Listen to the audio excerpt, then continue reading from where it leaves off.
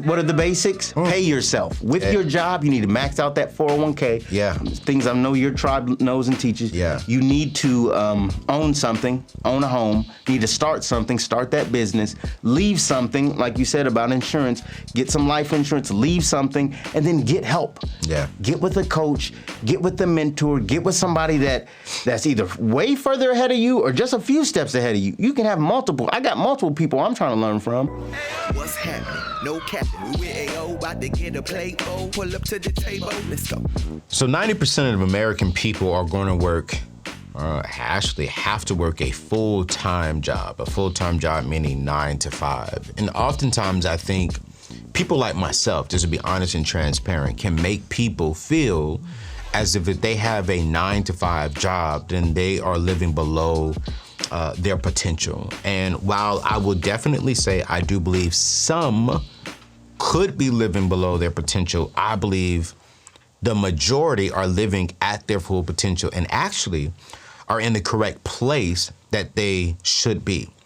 Not everyone can be your Michael Jordan. Not everyone can be your LeBron James. But let's be honest, Michael Jordan needed a Scottie Pippen. He needed a Dennis Rodman. He needed a Steve Kerr. Without those three important second man, third man, fourth man, there will be no Chicago Bulls, the way that there would be. Michael Jordan would have still been Michael Jordan because no one can take anything away from him. But to go off and to win the way that the Chicago Bulls did win, that will be difficult. I don't care what no one says. Every strong man needs a strong woman behind him. Every strong woman needs a strong man behind him. Everybody needs a team, a squad, a family to really go off and win and to accomplish some major things. And on today, I really want to live right there. Today, I want to encourage people who have a full-time job. If that's what your destiny includes, own that. Last week, I had the opportunity to sit down with a young man who joined my mastermind, and he was like, yo, man, I actually enjoy what I do for a living as a 9 to 5. He said, but I was like, that's not all I want to do, though. But I don't want to leave my 9 to 5. And so he went out and started another business, and y'all, he makes about $300,000 a year just simply doing what he loves to do in his career and what he loves to do on the side. And I said, yo, bro, I need you on the show. Can you get here next week? Because I'm like, yo, I like that. There's nothing wrong with having a full-time job. And there's nothing wrong with doing something on the side. Because if in today's day and time, let's be real, with this whole digital nomad stuff and this whole working from home, the future is changing before us, right? And so if you can work from home and still get a guaranteed paycheck and you actually enjoy, like you actually love that career, why not stick with that and then also have a side business and you're making $20,000, $25,000 a month? It just makes sense. Now I'm not saying that's for everyone, but for the majority of people, it could be. Because some of y'all, you actually love what you do. You went to school for what you do. Embrace that and accept it. So we're going to dive in today and we're going to talk with the man who's doing that. We're going to really learn, what is he doing? How is he doing it? Why is he thinking the way that he's thinking? So I want you to get your notepads out. I want you to get your pen and paper. I want you to dive in. I want you to really focus. But before we get to my brother Stephen to Motivate, I want to thank today's sponsor. Well, one of today's sponsors, BetterHelp. You see, BetterHelp has partnered with me to make sure that we help you all really understand why you're thinking and why you're feeling the way you're feeling. Some of y'all may not be happy in your career. Some of y'all may be going through a divorce. Some of y'all may be experiencing some heartache and some pain, or maybe you just experienced some trauma in your life. Maybe you're just feeling a little depressed. And you know what? We all are there. I provide therapy to my staff whenever they do it. I reimburse them every time that they go. Because if they go, I want to make sure that I have healthy mindsets around me. And I wanted to make sure that I let you all know that, hey, therapy is one of the coolest, sexiest, smartest things you can do, because the greatest financial asset, the greatest asset we have is our mind. So go to anthonyoneal.com/BetterHelp. They're giving you off 10% this month. I see them twice a month, but do me a favor, do yourself a favor, do your future family a favor, do your spouse, your loved ones a favor, and go try it out just once. just once, and be authentic, be real, be vulnerable, be open, and I guarantee you, you will leave thanking yourself and thanking God for therapy. So go to anthonyoneal.com/betterhelp and get 10% off just by simply being a part of my tribe.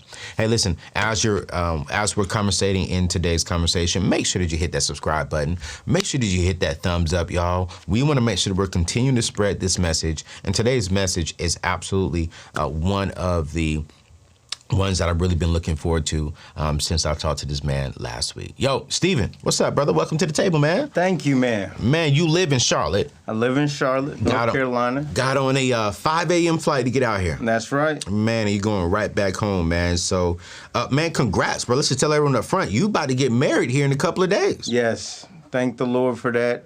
Found a wife, and she really holds things together, holds the home together, holds what matters together. Yeah, man, I like that. How long y'all been together? We've been together 6 years. 6 years. Yeah, 6 years. And so we will be having a ceremony at the end of this month to celebrate what already exists, that love, that connection, that friendship, and, marriage. I'm curious, over the 6 years, how old are you, mind me asking? 36. 36, okay, cool. So since the 30, over the last 6 years, what would you say was one of the hardest things you had to endure, and what did you learn from it when it comes to marriage and being in a relationship? As a man.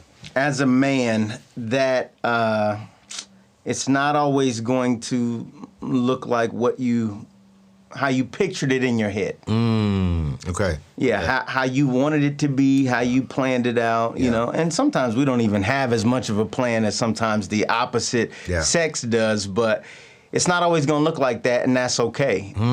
And what I just heard you saying earlier was spot on. Does it match your destiny? Does it match where God is leading you? That's the hard part, because you're like, I'm ready to dip. I don't know if I'm with this. Right. You know, this ain't matching up. This ain't exactly what I thought it would be, and that's hard. Yeah. You know, it's hard. I'm right there with you, man. You know, one of the things that I'm working on right now with my mentors is just making sure that I stay true to myself, you know? Because I think sometimes, because I want marriage so much, that sometimes I can forget about my assignment and my destiny. And I'm like, man, I refuse to do that, you know? And it's like, I want it, but I want it at to where it doesn't cost me my destiny or my assignment. Yeah. And so I love that, man. I love that. But congrats, man. Thanks, man. Congrats, brother. I'm really happy for you, man. Thanks. It's a journey. I mean, I've got to grow, continue to grow, and become the right man. Yeah. Because it's a daily thing. Daily thing. Yeah. So thanks for the congrats, and I hope I always live up to that on a daily basis. Man, I love it, man. But let's dive into this thing, bro, because, you know, when me and you talked last week, you mentioned something that just really shook me, right? It shook me. I was like, yo, this is brilliant. So you actually work a full-time job. Yep. And then you have a couple of side businesses. I'm curious, because I want to make sure that my numbers are correct. How much money do you make on average on your full-time job? Roughly, I say gross 160. 160 on your full-time job. Yeah. All right, and this job is like base salary plus commission, I'm thinking? Yeah, base salary plus bonuses, that sort of thing. Okay, cool, because you're in the sales industry, right? That's right. Would that be considered tech sales? It's not tech, but it's, you know, appliances. You know, it's white goods. Yes, you know, I got you. And you actually enjoy doing that? Yeah, I enjoy doing it. It's really account management, too. Oh. Account management. So it's concierge service a little bit. So I got you. It's sales, but I'm also making sure that the customer is taken care of in all aspects, and I enjoy doing that. Man, I ain't mad at that. I'm not mad at that. And so, all right, let's talk a little bit about that right there, right? So you're working from home. Do you have to go into the office? No, I don't have to go into the office. We do have an office, so I go into it periodically. Okay. But most of the time, I am working from home. Cool, great. And what do those hours look like? I'm curious for you. Like, do you get up in the morning, 8 to 5, you're in front of your computer? No.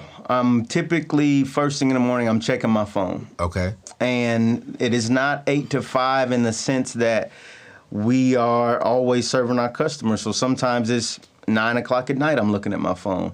So it's more of a always on sort of thing. Okay.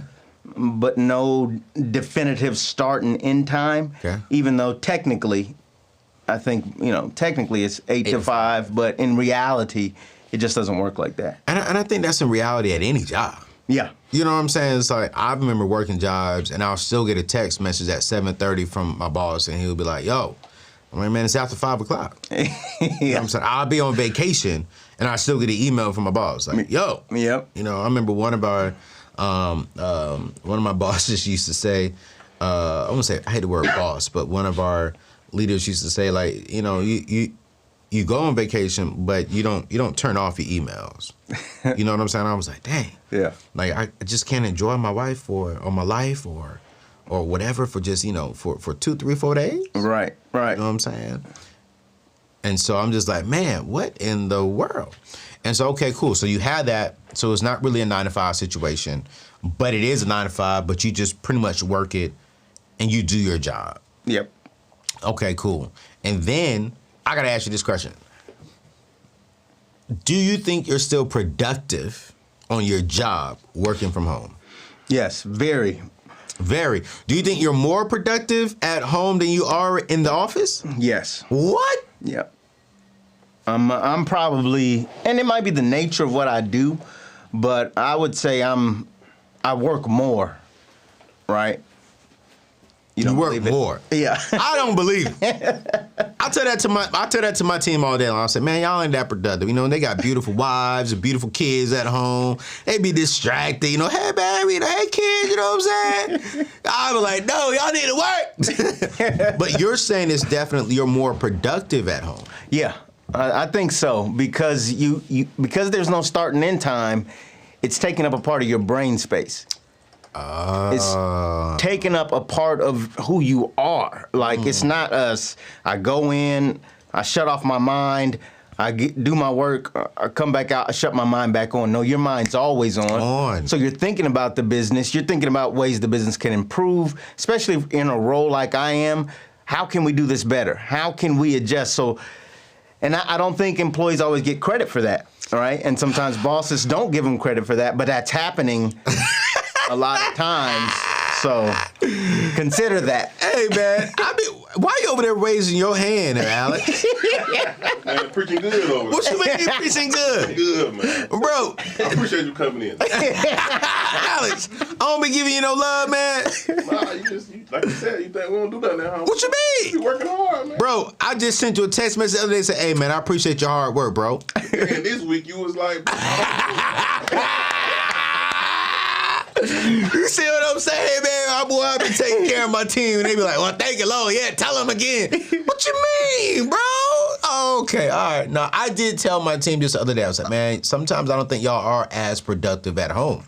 But I do believe that they're more productive here when they're with me for a week, So they're here for me. They stay with me for a week. We shoot all these shows. We edit shows. We work. We meet. And I do believe that they are more productive because when they go home, they got spouses and kids and sick kids and, beautiful spouses. You know what I'm saying? I got to go home to a dog. Yeah. You know what I'm saying? There's beautiful spouses walking around. You know what I'm saying? Like, oh, well, should I edit this thing up for Anthony or should I go ahead? Hey, man. You know what I'm saying? I just be wondering. Yeah, no. I do be wondering. Because if I had a beautiful, can I just be real? It's my show. If I had a beautiful woman walking around with the Bible in one hand and the booty on another, I don't know how productive I would be. Can I just be real? No, it's real. Has your wife ever distracted you from working one day? Yeah, my kids distract me. See? All that. But here's the thing. You don't have that distraction when you in the office. Here's the thing that companies get out of people. When you represent a company and the company's not there, you are the representation of that company. Yeah. You have just multiplied yourself, right? So a company is able to, when somebody represents them, that's the highest level of ownership. Yeah. Right? So I think that's the thing that companies have done with us for years as employees, right? We represent them in spaces where there may not be, even in communities where they may not be. And so they get, there's a lot of intangible benefits that companies are getting from their employees that you just can't mark on a measurement stick and say, hey, this is how much they did. No, you're getting a whole lot of intangible brand, you know. I'm going to high five you after the show. Or my squad in here like, yo, you preach it. Okay, man, I love it. So, all right, cool. So you say you are productive. Yeah. Take away yourself. Do you think the industry in a whole is productive at home? Yeah, I think there needs to be a nice mix. It depends on the role. It depends on what you're doing. Okay. You know, there are certain jobs that need to have supervision, that need to maybe come into a certain place. Yeah. And there's benefits to that. There's benefits to being around people as well. So I wouldn't say, you know, you'd have to drill it down to what specific industry, but I think there's a lot of industries where you just don't have to be in the office 100% of the time. It can at least be 50-50. Yeah. The very least. I love it. All right, cool. So you're doing about $160 working your job that you actually love from home. Yep. Beautiful. On the side income, what are you doing? What are you generally making on the side a year? So this year I'll take home $150 on the side. Okay. Extra. In addition to what I'm doing on a regular job. So that's $310. 160, 150, that's $310,000 this year of what you'll see. Yep. How does your wife feel? She feels good, but she don't care about the money. She don't care about the money? No. Your wife doesn't. Is she older or younger than you? A couple years older than me. And she don't care about the money? No. I want you to call your wife right. I don't believe it. I ain't never met a woman who says she doesn't care about it. So maybe that's an exaggeration. She cares. I knew it. Because maybe she's gotten used to it. Oh, I got you. Okay. Maybe she's gotten used to the money, but because she know you gonna do your thing. She knows she's gonna come home, lights is gonna be on, we're gonna eat out nice several times a week. We're gonna be able to go and shop, we're gonna go on vacation. Yeah. That's been happening for a while for her. And you just came back from Jamaica a few weeks ago, right? We just came back from Jamaica, you know, so hey, we're doing those type of things anyway. Right. She really wants me to make sure I'm spending time with the kids, pouring into them. These are formative years for them. Yeah. How old are your kids? 2 and 1 will be 1 later this month too. So we're celebrating a lot going on this month. Yeah, 2 and 1, man. Yeah, That's so awesome. 2 under 2, and be careful with that. Word to the wise on that one. Oh, man, I'm gonna leave it right there. I'm not gonna get him in no more trouble. He just said, "Hey, 2 under 2. Be careful with that." Yeah. You ain't got to tell me twice. All right, miss. Let's dive in deeper. Why? So if you're making $150 on the side, okay, let's be honest, it's about in between $12,000 and $15,000 a month. You know, on the side, why not leave the job? I mean, why not just go and embrace all that freedom? You don't have to report into nobody. You don't have to do nothing. Why not be a full-time entrepreneur? Yeah. So I got a good buddy that's a full-time entrepreneur. He picks on me, actually, a lot about the same thing. And there's several reasons. One is because when you're in a role where you're not full-time entrepreneur, I love the fact that it pushes me to start thinking more as an owner and not just as, how can I have my own job? Right? Because I can be a full-time entrepreneur, but much of the things I'll have to do is just like another job. So if I'm working and there are certain times I've got to be out of the country, or I can't do this, or I can't ship all my product that might be shipping to customers every day, it forces me to find somebody else to do it, right? So it forces me to think more on the owner side. So I never get comfortable. If I do go to full-time, maybe or when I do, in the season when that makes the most sense, full-time will be set up in a way where I'm more in an ownership role or more in a leadership role versus going full-time and I'm trying to do all the things. Yeah. Right? No, I'm with you on that. Because it's like, a lot of people think that entrepreneurship is freedom.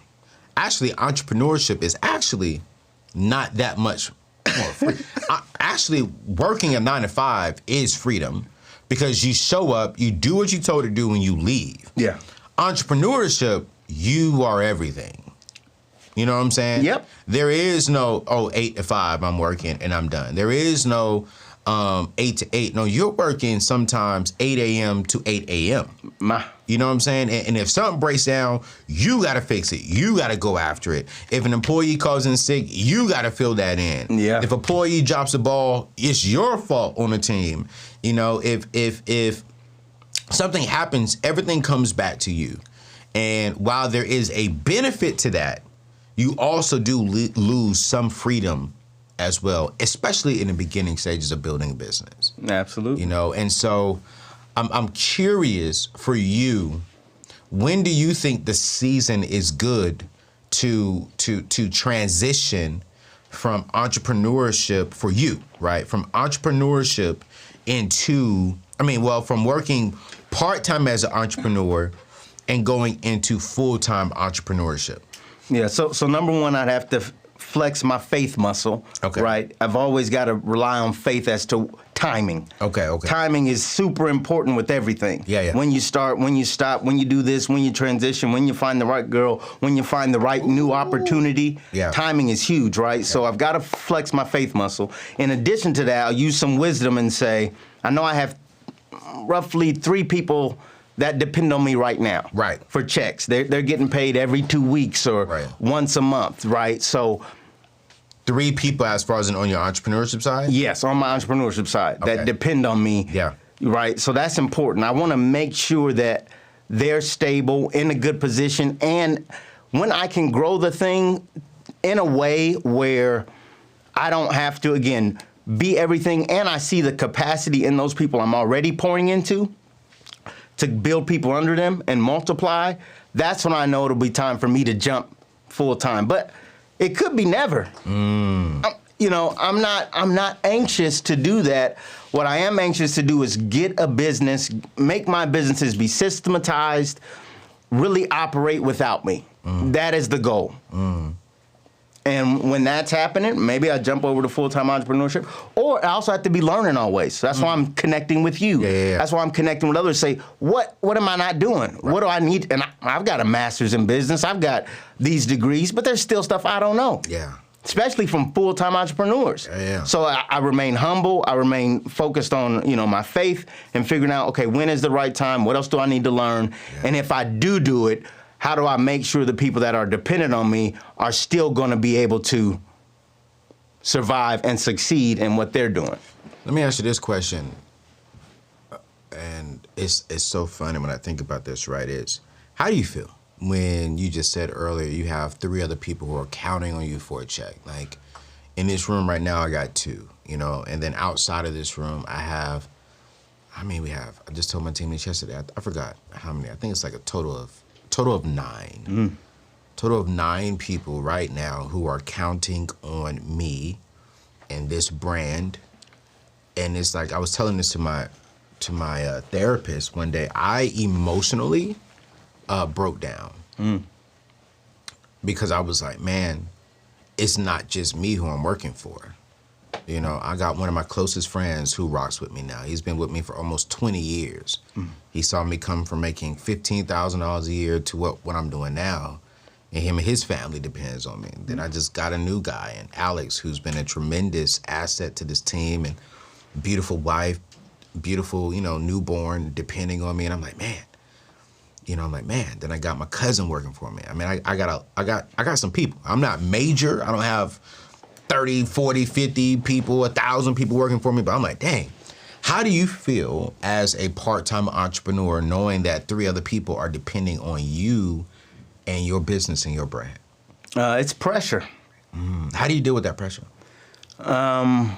Again, you got to go back to that faith muscle. You got to flex it. You got to stay prayed up. I say this to people, a lot of people don't want to be rich. Right? They want to spend money. Yeah. Right? Yeah. They don't really want to be rich because being rich is a responsibility. Spending money is fun, right? You talking good, bro. And so I tell people money is a tool, not a toy. Yeah. Right? Yeah. With money, you can buy toys. Yep.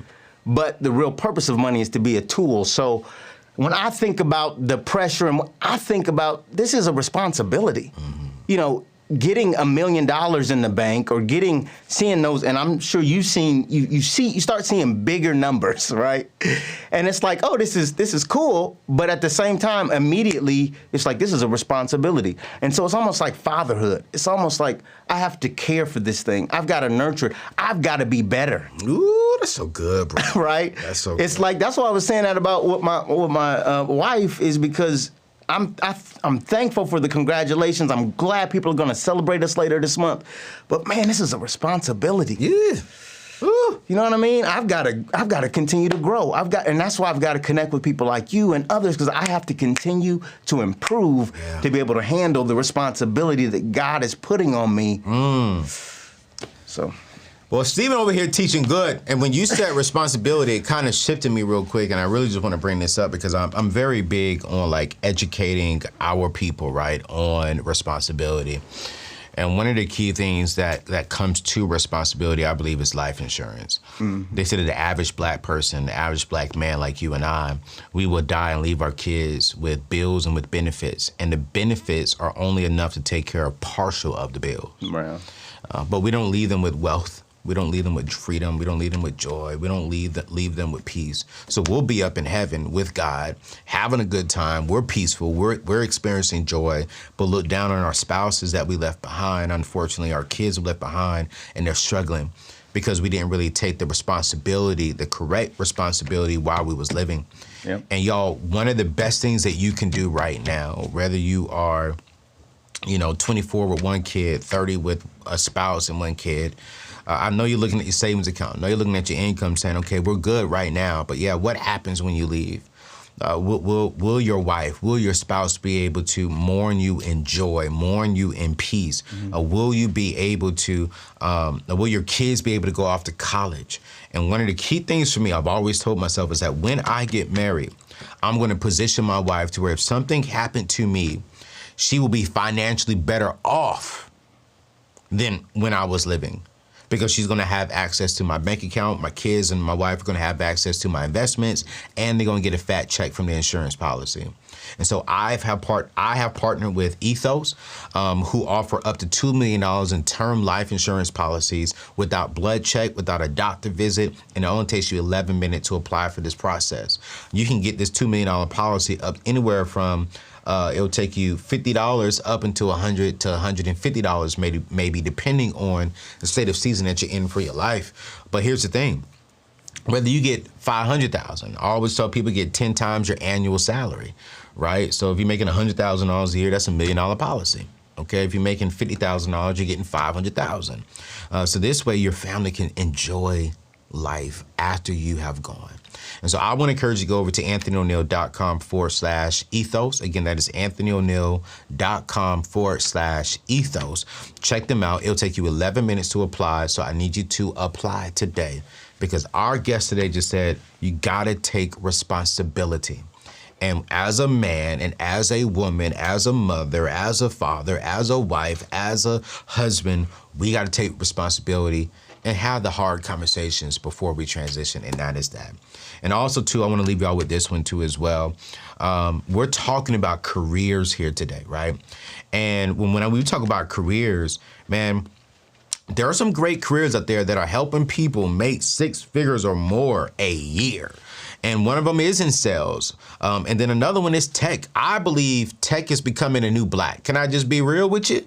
I believe that one of my missions for the rest of this year and even going into next year is really to introduce my tribe to 2 different career fields, tech and content creation.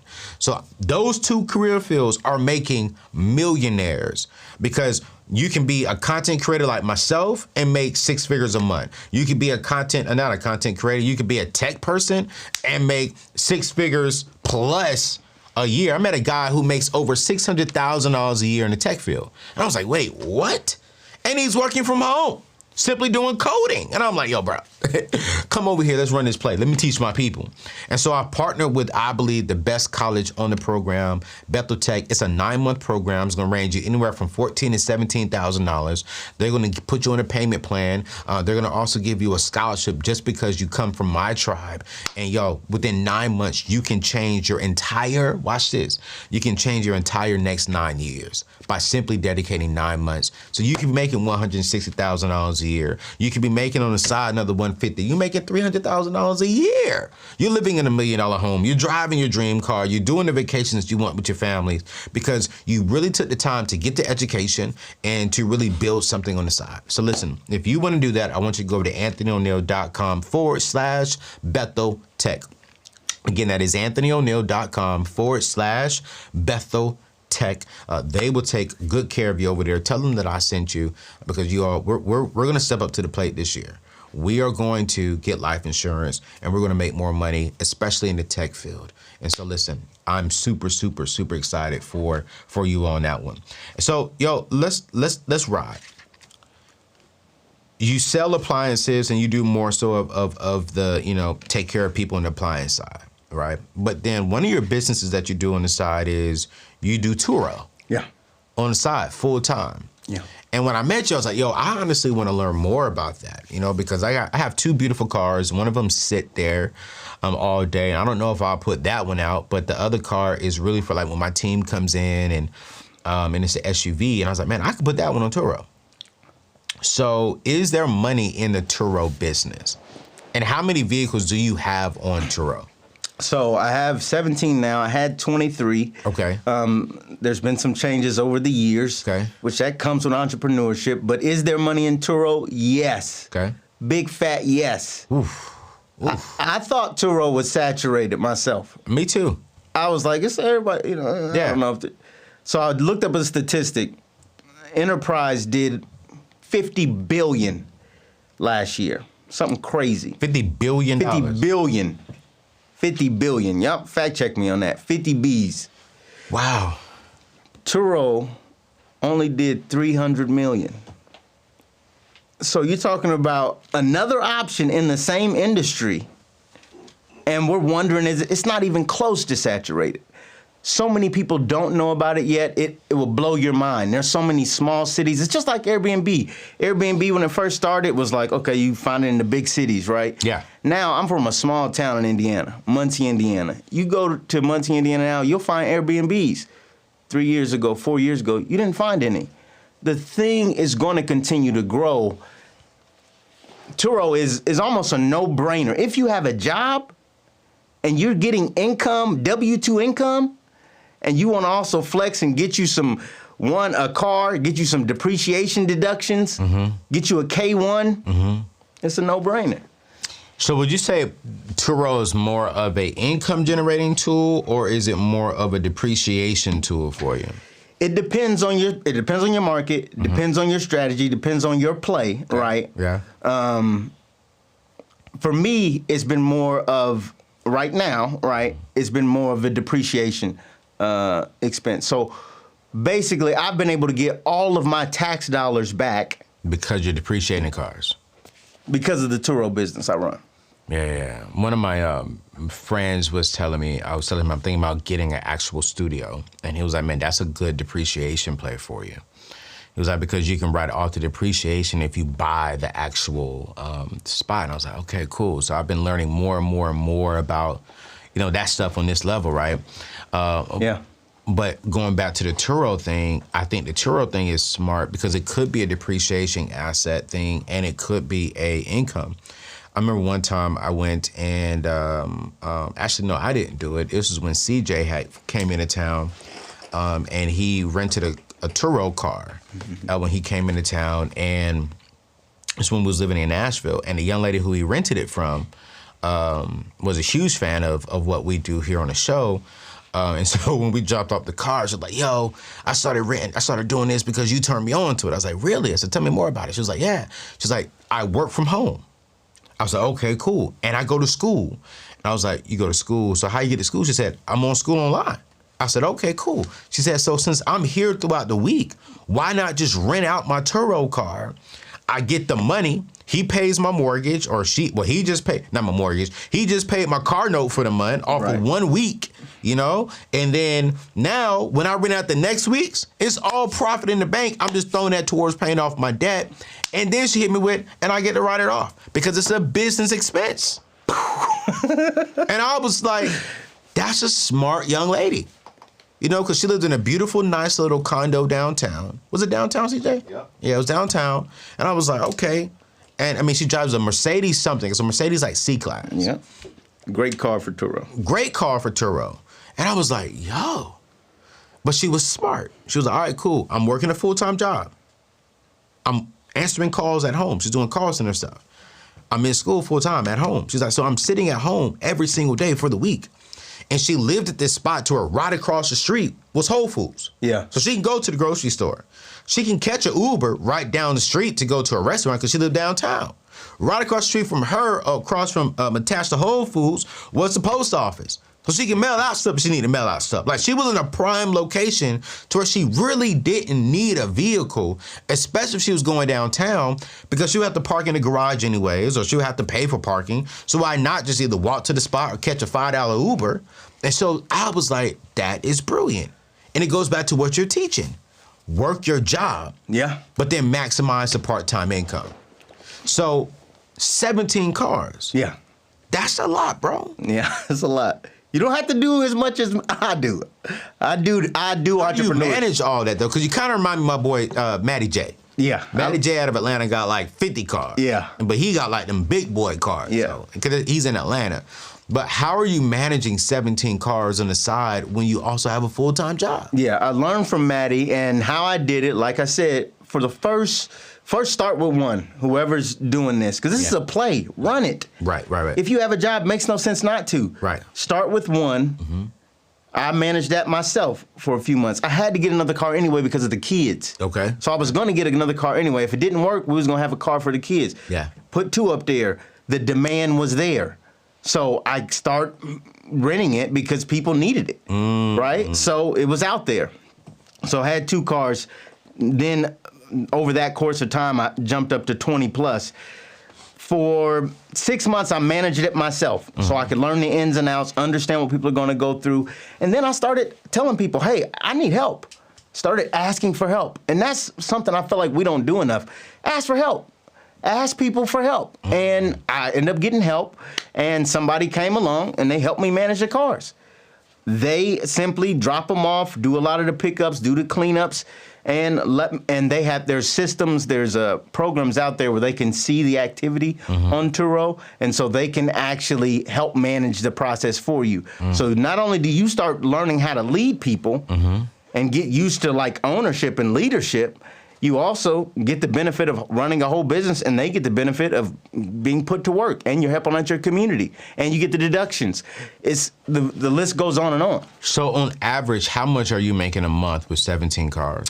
I think my numbers are. Or he pulling out the phone. Yeah, I heard. My man said, I'm going to the phone. I'm just going to tell you the numbers, my guy. Yeah, You know so what I'm right saying? now, this year, we're at 124,000. 124,000 is the revenue we've generated this year off of 17 cars. July, you made $19,000. Yep. And there's 3 we just put up there because I was busy doing some other stuff. There was 3 I just had sitting that I had on a different program that I pulled over to Turo. So there's some noise in that. But yeah, 124,000. It's possible, folks. Wow. And I still have a job. I mean, I'm looking at the numbers. Like, I'm looking at the numbers. Wow. All right, so what's the play? Do you get Lamborghinis? Do you get big boys? Or do you just go get the everyday Toyota, Hondas, affordable vehicles? So the play is I have both, right? I have very luxurious cars because that's what I wanted to drive. Okay. Right? So if you want to drive a luxury car and you want to offset the payment or you want to fully pay it off, depending on how much you want to share it, do that. Okay. Get you a luxury. Okay. If you want to make money, you got to go where the volume is at, right? Everything is a good, better, best. Value, good, better, best. If you do the value economy play, it's very likely you're going to have a lot of demand, a lot of traffic, and your payment, if you buy it right. Now, you need training on this, and I'll help you understand how to do this properly because you can get into a car lot into a sales guy, and he gonna play you, and you gonna be buying all this extra stuff, and now you buying stuff that makes the car not even, you done paid more than what it's worth. Right. So you don't want to do that. But if you buy it right, get you an economy car, you're gonna make money. Make money. It's a no-brainer. I don't care where you're at. You're gonna make money. Well, my people know I teach them how to buy right, because we going to buy cash. Right. You know what I'm saying? I mean, if you can go out there and buy you, you can do it right and spend 10, 15 grand and get you a good economy car. And then what I'm seeing, like if you made 18 grand in 1 month, Yep. you know what I'm saying? And you can get that back hopefully within the first year. That's off of 17 cars. Yeah. Let's be real. But if you get you one, buy it right, set good little cash car. Okay, let me see what you got. So this Nissan Versa, I just put this up at the end of May. So let's see, May, June, July, August, September. It's already made almost $4,000. $4,000. It probably cost me $200 a month. So that's 2, 4, 6, 8, 10.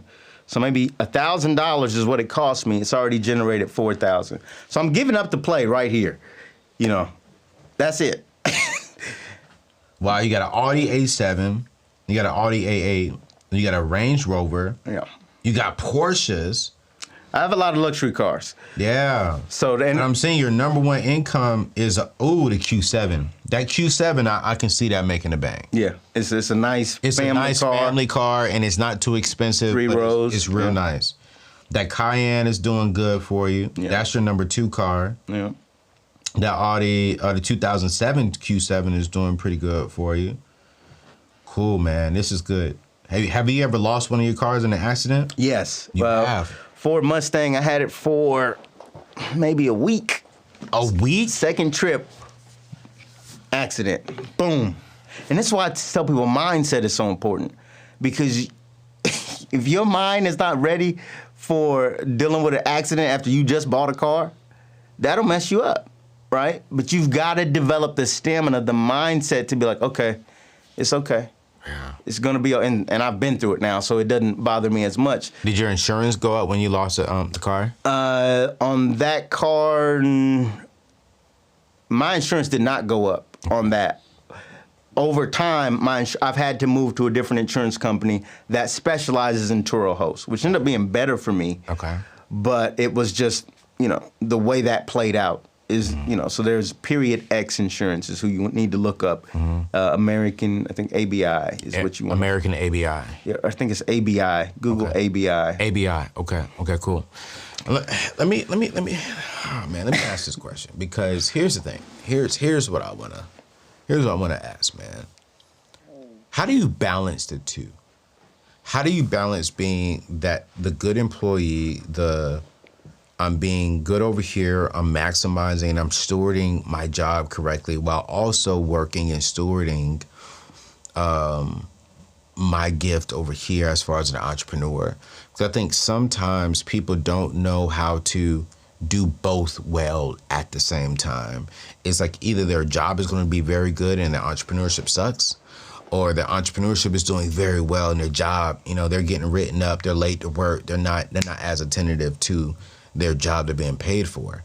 How are you able to balance the two and generate this kind of income, and your job doesn't feel offended, or the job doesn't feel like, hey, you've been slacking, and your entrepreneurship is not slacking as well? Yeah, as I'm going to say always, faith. Everything starts with faith. Make sure you foundation there. Make sure you know the timing on everything. And that's so important, because you have to know your value. Yeah. So when I went to my current job, I told them from out the gate, hey, I have this other business on the side. Are y'all okay with me doing that? And they were okay with it. Wow, so you told them. I told them. So do you recommend that everyone tells their employer that they have a business on the side? No, I don't recommend that everyone do it out the gate. You have to figure out your situation, but I do recommend that you start to evaluate, where am I at in this company?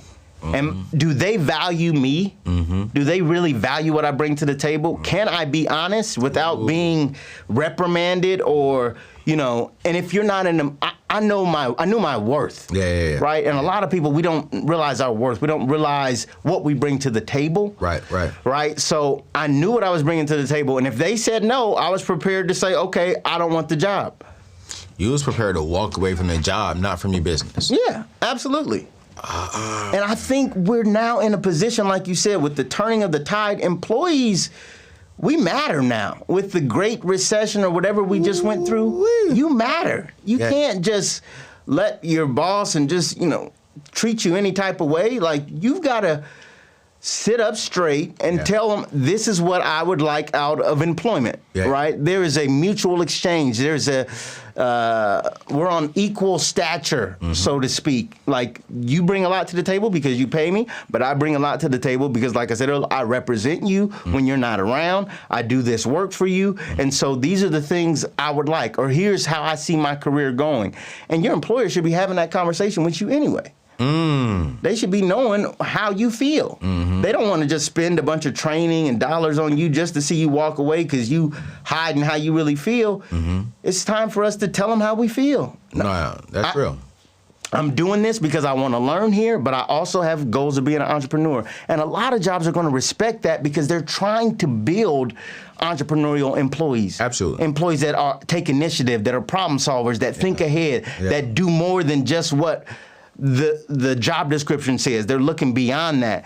So you gotta lose that fear, be honest, and if you're not in a position where you don't have the experience or you don't have the resume to say, I'm walking away from this job, you can keep it quiet for a while, but keep your head on the swivel. Get your story right. Figure out what you're doing in your job that gives you good experiences, that give you good stories, that say, here's what I did when this happened, here's what I did when that happened, and then be looking. Get your LinkedIn profile tight because there's people looking for you if you start looking for them. And then you start realizing really how valuable you are. You can be honest with your employer, and you don't have to leave your job. You can leverage it.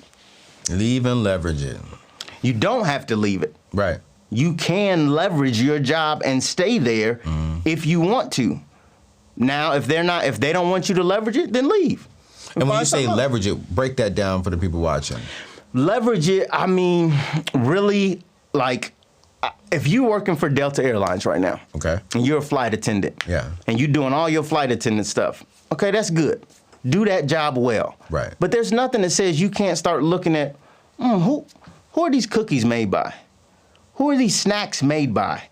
Who's the supplier of our snacks? Who's the supplier of things that we give out to the guests? Maybe I would add value to that company if they knew my perspective as a flight attendant here. Hey, people don't really like those snacks that y'all are making. Wow. People don't, you have to start being a spy for your own business while you're inside another business. And be a spy for yourself, right? And understand, is what I'm doing right now benefit to someone else, benefit to some other business that's probably connected to this business. And now I don't have to be a flight attendant if I don't want to. I could probably go work for the snack company that's supplying Delta with the snacks because they probably have value in a flight attendant's perspective that's handing out their snacks, that's meeting customers every single day. That's how you leverage where you're at. You got to stop thinking, I just got to do my job. No, I got to think broader than my job. I got to think how my job fits into the bigger system. Got you. And how I benefit anything and everyone around me. That's a different perspective I haven't heard of. And I think for me, I definitely don't want to send the impression like, hey, get on the job and always look what benefits you and only you. But I definitely want them to always be thinking bigger and better. Like, okay, what's next? Is this job is this job a career that I'm going to retire in, or is this job a stepping stool? Because let's be real, every owner knows not everyone's going to retire with them. Right. And I would probably go on to say that nearly 80% of the people are not going to retire with you. But it's like when you show up, are you doing the job and doing the job well? Because the last thing you want to do is show up, do the job in a correct way of saying it, half-ass. Yeah. While you're also looking for something better. Because then now, God is not going to honor that. True. Because it's like, no, wait, I can't trust you with something better if you can't even do this job. Right. Right. So I like what you're saying as far as in show up, do the job. and do the job well. Well. I mean, you should do it so well that if you do leverage it right and you say, you know what, cool, snack company, y'all just offer me something, your employer should be like, yo, what do we need to do to have you to stay? Exactly. You know what I'm saying? And if we could do it within our means, we'll do it. If we can't, then hey, God bless you, and we wish you the best. And here's the thing, it should be something that, it should be an insight that makes everything better. Yeah. For the customer. Yeah. So even if you left, Delta should be like, wow, they're going to go work for somebody who's supplying us. Maybe that's going to have a better experience for our customers. Ooh. Or if we stay, then, okay, this person is still looking and thinking about things that are going to benefit our customers. So everybody wins when you start thinking like an entrepreneur. But like you said, you got to do what you're doing well. That's mandated. What do you think employees are doing wrong now? I think the idea that you're so disadvantaged. Oh, I'm so, I'm in this thing and there's nothing for me to do. I just got to be this. And I think flight attendants like their job. They get to travel and stuff like that. Yeah. But so I don't know another example off the top of my head, but the idea is that you're not disadvantaged. If you look at it, you have an advantage wherever you're at. If you're at McDonald's and you're serving the fries, how could these fries be better? Maybe I need to write a recommendation to management. Maybe I need to think about how this line could move more efficiently. You always have the advantage wherever you're at. So I want employees, people that are working in jobs to realize you've got the advantage, man. Yeah. You're not disadvantaged. You just got to start seeing it that way. Yeah, man, this is good, man. I wish we had a 2-hour show because there's so much information that we could really dive into this thing. And I love how you're proud to say, I have a job and I am an entrepreneur and I have no problem with that. And it's like you're teaching people how to balance the both. And that's what I like, because I think that not everyone is called to be an entrepreneur. No, we're not. Not everyone is called to be a full-time employee. That's right. But I do believe, for the most part, that everyone will have a job because everyone is going to college. Not everyone. A lot of people are going to college. They're going to college so they can get into a career field. And some of them are getting into that career field, hopefully one day to be an entrepreneur in that particular career opportunity, right? But I think that there's nothing wrong there's nothing wrong with being an employee. Yeah, I say it like this. There's nothing wrong with getting rich slow while you're trying to get rich quick. And if you do the basics, what are the basics? Pay yourself. With your job, you need to max out that 401k. Yeah. Things I know your tribe knows and teaches. Yeah. You need to own something, own a home. You need to start something, start that business. Leave something, like you said about insurance. Get some life insurance, leave something, and then get help. Yeah. Get with a coach, get with the mentor, get with somebody that's either way further ahead of you or just a few steps ahead of you. You can have multiple. I got multiple people I'm trying to learn from, right? Because I'm trying to do the basics so I can get rich slow. I'm going to be rich regardless, right? But I also, while I'm getting rich slow, doing the basics and learning how to manage this money I'm getting from my job, I'm also going to be learning stuff how I can do it faster. There's nothing wrong with both. There's nothing wrong with getting rich slow while trying to get rich quick. Man, I like it. I like it. My whole mindset is, how do we build wealth and how do we build legacy? And there's nothing wrong with building it slow while we're also trying to build it quicker. Man, yo, Stephen, thank you for coming by today, bro. Thank you, brother. Man, Thank you for what you're doing. Thank you and your whole team for what y'all doing. Y'all are making an impact. Dude, it's them guys, you know what I'm saying? It's them guys. It's all of y'all. It ain't me. It's all Alex of y'all. do all the work, he says. You know what I'm saying? When he's at home, he says, I don't do nothing. Y'all doing he do all the something work. major, man. Y'all doing something major. And I wish I could stand up and scream and just clap for y'all, because what y'all doing, Man, listen. And Alex came in asking me for a pay raise month. Yeah, he told me to mention that. And you know what I'm saying? Month one. It was like, hey, bro, you know what I'm saying? I mean, hey, listen, we'll talk about this on my year review. I'm like, bro, you only been working here for 2 days. What you mean year review, bro? You still got 100 and some days to go. We add value, buddy. But no, man, he's been a tremendous asset to our team and to our company, man, and we're excited to have him. I mean, you know, but we'll see. We'll he may be a little disappointed that year. Y'all going up. Y'all doing more. Yo, we're gonna have better. a good time. We have a good time, man. But yo, we appreciate you for coming by, y'all. Hey, listen, likewise. We're gonna drop Steven's information in today's show notes, whether you're listening on podcast or on YouTube. Hey, thank you all so much, and make sure y'all hit the thumbs up. And I really want to know how many of you all actually liked today's show. Like, how many of you all actually are saying, you know, that is me. I enjoy my career, but I also want to, you know, make some money on the side as well. How many of y'all would love to make another 6 figures on the side while working your full-time job? I mean, and so this is absolutely amazing. So we'll drop his information in today's show notes. Y'all go check him out. He's a part of my personal mastermind, my first Elite 20. And you're going to be seeing a lot more from his brand. We're going to really teach him some things that we're doing here at the Neatness Network and how he can really excel and take his message even further. So definitely want y'all to rock with him, support him, and learn more from him. And then also go over and check him out and tell his wife, hey, congrats on this marriage, and we'll have a good time. Yo, listen, it's your boy Anthony O'Neill. We'll see you on the next show. Peace out.